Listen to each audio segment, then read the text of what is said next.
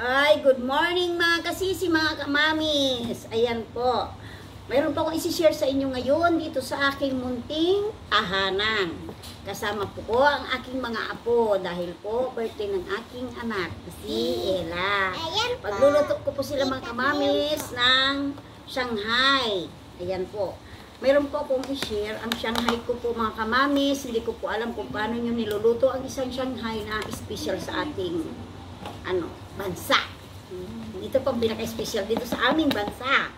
Ang Shanghai. Ayan po, mayroon po akong giniling na baboy dyan. Mayroon na po yan na bawang, sibuyas, at saka carrots. Ngayon po, hahaluan ko po siya mga kamamis ng ating ingredients. Bago ko po ituloy, may ipapakilala po ako sa inyo ang aking mga apo, mga kamamis, mga ka-idol, mga kasisi. Ay nandito po ang aking mahal na prinsesang apo na si Ayesa.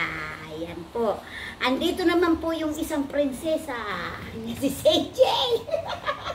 Yan naman ang aking pangatlong prinsesa na si Ele. Ayan. Gaganda ng mga prinsesa ko, mga kamamis, mga idol. Diba? Ayan. Tuloy ko na po, mga kamamis, ang aking paghiwa ng bell pepper. Ayan. Para po malasang ating Shanghai, mga kamamis. Ayan. Kulang pa po.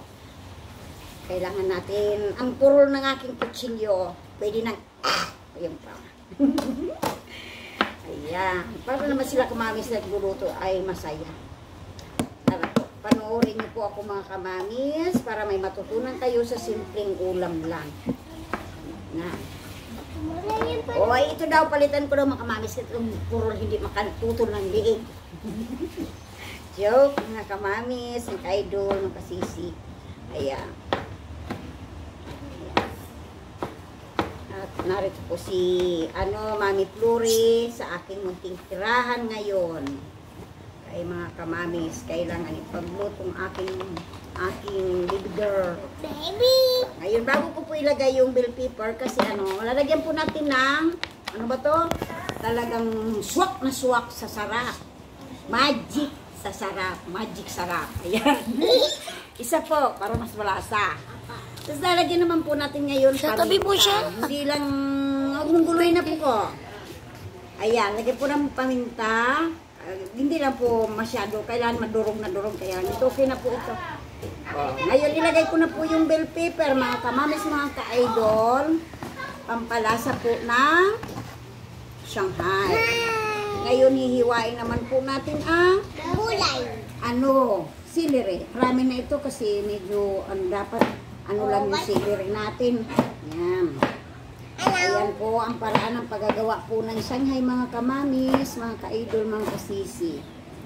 Ayan. Sana may matutunan kayo ng araw na ito sa aking pagbablog na simpleng ulam sa pang-araw-araw. Pero alam ko ito po ang pinaka-special nating pagkain dito sa Pilipinas. Sa ating bayan. Ito po mga kamamis. Ngayon po, kahit di ko na po na ito na kumpleto, hindi ko po napakita sa inyo dahil ako po ay, wala akong nagka-cameraman. Mahirap may walang cameraman mga kamamis. Ayan, kailangan ko pong lang sa inyo. Pero ito ganito po kasimple ang pagluto ng Shanghai. Thank you for watching my video, mga kamamis, mga ka-idol. Ngayon po, isasarado ko na po ang aking video. Bye-bye. God bless you all. Bye-bye. Love you all.